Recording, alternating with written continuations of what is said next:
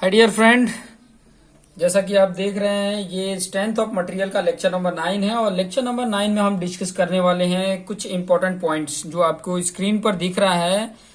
और वो कौन कौन से पॉइंट हैं, इन सभी पॉइंटों को हम आई थिंक मेरे ख्याल से वन वन 2 या 3 वीडियोज में इसको कंप्लीट कर दूंगा और काफी अच्छे से इसको एक्सप्लेन करके समझाऊंगा कि ताकि आपका जो फंडा है, जो इसके बेस पे कंफ्यूजन है ना, वो सारे कंफ्यूजन क्लियर हो जाएंगे कि फैक्टर ऑफ सेफ्टी होता क्या है। दूसरा आप देखेंगे कि जो स्ट्रेस स्ट्रेन कर्व जो हम अभी तक ड्रॉ करते आए हैं वो कंक्रीट के लिए कैसा होता है। फिर उसके बाद से फेलियर सरफेस क्या होता है, ठीक है, फेलियर सरफेस क्या होता है। फिर बाद में इफेक्ट ऑफ टेम्परेचर की बात करेंगे कि टेम्परेचर का क्या इफेक्ट होता है, effect of temperature on brittleness है, जो ब्रिटलनेस या डक्टिलिटी हो कोई मटेरियल की या ब्रिटलनेस की बात हो तो उसके ऊपर टेम्परेचर का क्या इफेक्ट होता है, इसके बारे में हम पढ़ेंगे। और उसके बाद ट्रू स्ट्रेस और ट्रू स्ट्रेन के बारे में पढ़े होंगे। शायद ये आपके लिए नया होगा, तो देखते रहिए और अपने जो फ्रेंड हैं, दोस्त हैं, मित्र हैं, उनको शेयर करिए, ठीक है, कि ताकि वो भी इसका बेनिफिट ले सकें। तो चलिए पहला स्टार्ट करते हैं। जो पहला है वो क्या है, factor of safety. Factor of safety की बात कर रहे हैं, तो फैक्टर ऑफ सेफ्टी है क्या, ठीक है। तो फैक्टर ऑफ सेफ्टी मैं यहां पर बता दूं कि जो फैक्टर ऑफ सेफ्टी है ना, उसका फॉर्मूला होता है yield stress upon working stress, ठीक है, ये उसका फॉर्मूला होता है, ये ध्यान रखेंगे। अब देखिए यील्ड स्ट्रेस क्या होता है, वर्किंग स्ट्रेस क्या होता है, ये भी कॉन्सेप्ट समझना इंपॉर्टेंट है कि यील्ड स्ट्रेस और वर्किंग स्ट्रेस क्या होता है। हमेशा ध्यान रखेंगे कि यील्ड स्ट्रेस जो भी होगा उससे ये वर्किंग स्ट्रेस कम ही होता है। वर्किंग स्ट्रेस होता क्या है कि जो आप स्ट्रक्चर पर लोड अप्लाई करते हैं उससे जो स्ट्रेस जनरेट होता है वो वर्किंग स्ट्रेस है। स्ट्रक्चर पर, यहाँ पे मैं बता देता हूं कि स्ट्रक्चर पर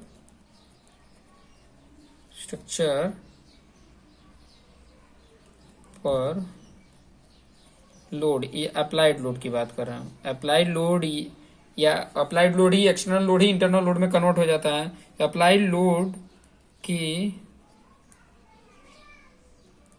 कारण, अप्लाइड लोड के कारण जो स्ट्रेस जनरेट होता है, ठीक है, जो स्ट्रेस जनरेट होता है उसी को क्या बोलते हैं, वर्किंग स्ट्रेस बोलते हैं, वर्किंग स्ट्रेस, ठीक है। अपनी लैंग्वेज में आप लिख सकते हो, ठीक है, अपनी लैंग्वेज में आप लिख सकते हो, ठीक है। तो ये जनरेट होता है, वर्किंग जो स्ट्रेस जनरेट होता है वो वर्किंग स्ट्रेस होता है और हमेशा यील्ड स्ट्रेस से वो कम ही होता है। अब यील्ड स्ट्रेस क्या होता है, जैसे कि माइल्ड स्टील का मैंने ड्रॉ करके बताया था स्ट्रेस स्ट्रेन कर्व, यहाँ पे ध्यान देना, ठीक है। स्ट्रेस स्ट्रेन कर्व बनाया था तो कैसा था, इस तरीके का, फिर बाद में इस तरीके के ऐसे होके ऐसे आ गया था, ठीक है। तो उसका ये वाला ये जो स्ट्रेस बता रहा था, ये जो स्ट्रेस बता रहा था यहाँ पर, वो क्या था, यील्ड, Fy से इंडिकेट करते हैं, ये क्या है, यील्ड स्ट्रेस होगा, ठीक है। मतलब यील्ड स्ट्रेस का मतलब ये होता है ना, यहाँ पर ये जो बता रहा हूं ना मैं, ये पॉइंट उसका ये मैक्सिमम, इसको बोल सकते हैं कि मैक्सिमम स्ट्रेस, मैक्सिमम स्ट्रेस की बात कर रहा हूं, ये मैक्सिमम स्ट्रेस है, ठीक है, यील्ड की बात कर रहा हूं। उससे ज्यादा अगर जैसे स्ट्रेस प्रोड्यूस हो रहा है ना, तो देखो यहां से वो इलोंगेट होना स्टार्ट होता है, तो ये जो पॉइंट है वो स्ट्रेस को मैं मैक्सिमम यील्ड स्ट्रेस बोल रहा हूं, ठीक है। उसके बाद देखो उसके मैं जो वर्किंग स्ट्रेस लेता हूँ कहीं यहाँ पर ले लेता हूँ, ये वाले पे इसको वर्किंग स्ट्रेस ले लेते हैं। वर्किंग स्ट्रेस यहां से लेके मैं डिजाइन करता हूं, क्योंकि यहां से लेके मैं डिजाइन करूंगा तो मेरे पास सेफ होने के लिए, देखो यहां तक है, यहां तक है, यहां तक किसी रीजन से पहुंचे तब जाके फेलियर होने के चांसेस होते हैं, ठीक है, तब जाके वो इलोंगेट होना स्टार्ट करेगा। तो यहां तक अगर करते हैं तो मेरा सेफ ऑफ कंडीशन रहता है, इसीलिए ये FOS लिया जाता है। ध्यान देना, ये फैक्टर ऑफ सेफ्टी इसी कारण से लिया जाता है, ठीक है। ये पॉइंट समझ में आ गया होगा कि मान लीजिए इसकी जो FI की वैल्यू होती है ना वो कितनी होती है वो मैं बता देता हूँ। माइल्ड स्टील की 250 न्यूटन पर mm² होती है, ये ध्यान देना है, FI फॉर माइल्ड स्टील, ठीक है। मैक्सिमम उसकी होती है जब इसको ये डायग्राम ड्रॉ करके फाइंड आउट किया जाता है, ठीक है, माइल्ड स्टील की, तो ये मैक्सिमम यील्ड स्ट्रेस जो होता है वो 250 होता है। ये पॉइंट को ध्यान में रखेंगे, ठीक है। ये उसकी जो हम मैक्सिमम लेते हैं वो ये पॉइंट है, ठीक है। मैक्सिमम जो लेते हैं वो ये पॉइंट है, ठीक है। तो इसके बेस पे अगर मुझे कुछ लिखना हो तो मैं क्या लिखूंगा, वो पॉइंट मैं यहां पर बता देता हूं। फील्ड में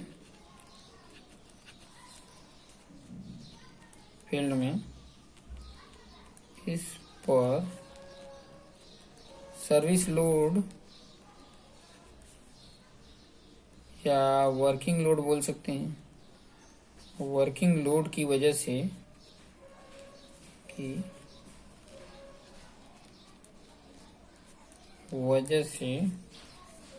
स्ट्रेस जनरेट होगा।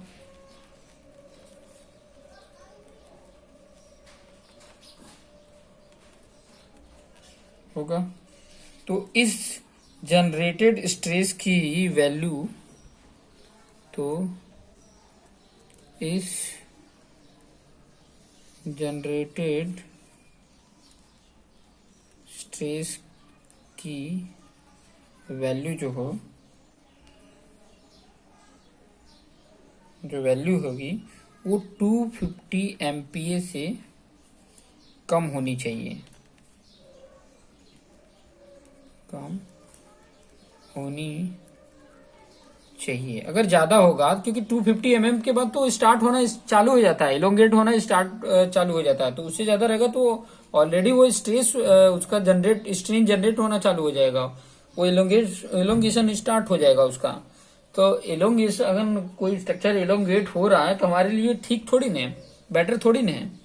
तो इन पॉइंटों को ध्यान में रखेंगे, ठीक है। कम होना चाहिए, ठीक है, ध्यान रखेंगे, कम होना चाहिए। तो ये पॉइंट तो आपको समझ में आ गया होगा। और IS 456 क्या बोलता है वो चीजें मैं बता दूं। IS 456 2000 जो है वो कहता है कि factor of safety for steel की अगर बात करें तो कहता है कि 1.15 है, और फैक्टर ऑफ सेफ्टी कंक्रीट के लिए 1.5। ये पॉइंट ध्यान रखेंगे, factor of safety for concrete के लिए क्या है 1.5 और स्टील के लिए 1.15 है, ठीक है। तो ये पॉइंट याद रखेंगे, RCC के लिए उतना इंपॉर्टेंट है, यहाँ पर उतना इंपॉर्टेंट नहीं है। बस जानते रहिए कि फैक्टर ऑफ सेफ्टी होता क्या है, ठीक है। अपने कॉन्सेप्ट को क्लियर रखने के लिए ये पॉइंट जानना इंपॉर्टेंट है, ठीक है। दूसरा पॉइंट जो मैंने बोला था, दूसरा पॉइंट जो था वो क्या था, stress strain curve for concrete के लिए। तो कंक्रीट का स्ट्रेस स्ट्रेन कर्व आपको पता है कि कंक्रीट क्या है, ब्रिटल मटेरियल है, ठीक है। तो हम कैसे इसको बनाते थे, मैं यहाँ पे बना के बता देता हूँ, ठीक है। इस प्रकार से ये टेंशन वाला जोन होता था, तो इसका कैसे बनता है, इस तरीके से यहाँ पर यह आ जाके फेल हो जाता है, ठीक है। इस प्रकार से होता है, इस प्रकार का होता है। तो यहाँ पर जो स्ट्रेस जनरेट होगा वो उसका क्या होगा, यहाँ पे उसका यील्ड स्ट्रेस यहाँ पर होगा, ठीक है। तो ये इतने पे ही ये ब्रेक हो जाता है। और टेंशन में अगर देखेंगे ना, ये तो टेंशन जोन था, कंप्रेशन जोन में देखेंगे तो ये काफी ज्यादा तक जाता है, फिर उसके बाद से ब्रेक होता है, ठीक है, फिर उसके बाद से डाइवर्ज हो जाता है। तो ये काफी ज्यादा होता है, ठीक है। ये कॉन्क्रीट के लिए अगर मैं बता रहा हूँ, कॉन्क्रीट के लिए। लेकिन यहाँ पर अगर देखेंगे कि इसका जो स्लोप है और इसका जो स्लोप है वो दोनों इक्वल होते हैं, ठीक है। स्लोप तो इक्वल ही है, समझ में आया, स्लोप जो है वो इक्वल है, ठीक है। तो ये पॉइंट आप देख सकते हैं, ठीक है। अभी यहाँ पर एक चीज और आपको मैं बताऊं कि यहाँ पर जब देखेंगे ना कि इसका स्ट्रेस की बात करूं, कि F कॉम्प्रेसिव की बात करूं, तो वो ज्यादा होगा F टेंशन का। हमको पता है कि ये ब्रिटल मटेरियल है और ये कंप्रेशन में बेटर होता है, इसको ये जो होता है कंप्रेशन में बेटर होता है। क्योंकि आप यहाँ पे देखेंगे कि जो अगर कंक्रीट को मैं लेता हूँ, मान लो ये कंक्रीट है, ठीक है, तो इसके जो पार्टिकल है ना, माइक्रोस्कोप से देखेंगे तो पार्टिकल जो है ना, उनके बीच में गैपिंग होती है, उनके बीच में गैपिंग होगी। ठीक है, अब गैपिंग होने से अगर मान लो ये मैंने टेंशन अप्लाई किया, तो टेंशन अप्लाई होने की वजह से क्या होता है कि इसके मॉलिक्यूल और दूर हो जाते हैं, और जिसके कारण ये वीक हो जाता है, जिसके कारण ये क्या हो जाता है, वीक हो जाता है, और वीक होने के कारण ये क्या हो जाता है, ब्रेक हो जाता है। तो बहुत जल्दी ये ब्रेक हो जाता है, टेंशन जोन में बहुत जल्दी ब्रेक हो जाता है।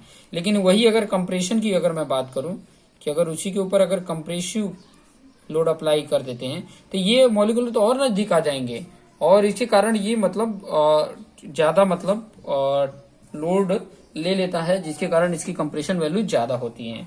वही चीज मैंने लिखा है कि इसकी कंप्रेशन टेंशन से ज्यादा होगी। ठीक है, इसकी कंप्रेशन जो होगी वो टेंशन से ज्यादा होगी, तो ये पॉइंट ध्यान रखेंगे। वही अगर माइल्ड स्टील का अगर देखते हैं, अगर माइल्ड स्टील का मैंने बनाता तो उसका जो होता, फॉर माइल्ड स्टील के लिए यहाँ पे लिख देता हूँ, माइल्ड स्टील की अगर मैं बात करता तो माइल्ड स्टील के लिए जो एफ होता है इसका, F Y T equal to F Y C, दोनों बराबर ही होते हैं, अप्रोक्सीमेट दोनों बराबर होते हैं।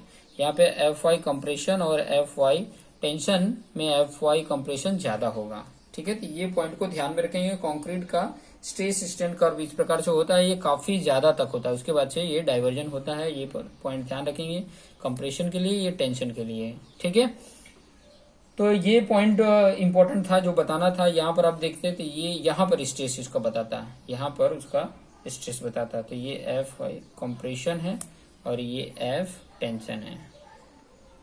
ठीक है, ये पॉइंट को आप इस तरीके से देखेंगे तो आपको ये आइडिया मिल जाएगा। ठीक है, तो ये कंक्रीट के लिए भी आपने देख लिया कि किस प्रकार से उसका टेंशन होता है, किस प्रकार से कंप्रेशन होता है। तो इन पॉइंटों को आपने अच्छे से देख लिया। उसके बाद से मैं नेक्स्ट वीडियो में दिखाऊंगा कि failure of surface, failure surface की बात बताऊंगा मैं, जो मैंने पॉइंट लिखकर बताया था आपको कि फेलियर सरफेस क्या होता है, तो उससे रिलेटेड भी नेक्स्ट वीडियो में, क्योंकि वो वीडियो बहुत इंपॉर्टेंट है तो उसको अलग सेपरेट से मैं बना रहा हूँ कि ताकि आपको कॉन्सेप्ट क्लियर हो जाए, और बहुत ही इंपॉर्टेंट है। उससे रिलेटेड क्वेश्चंस पूछे गए हैं, चाहे एसेशंस रीजन्स वाले क्वेश्चंस हो, चाहे वो ऑब्जेक्टिव वाले ऑप्शनल वाले क्वेश्चंस हो, तो उससे रिलेटेड आते ही हैं। तो देखते रहिए और अपने फ्रेंड को शेयर करते रहिए। So thank you for watching this video.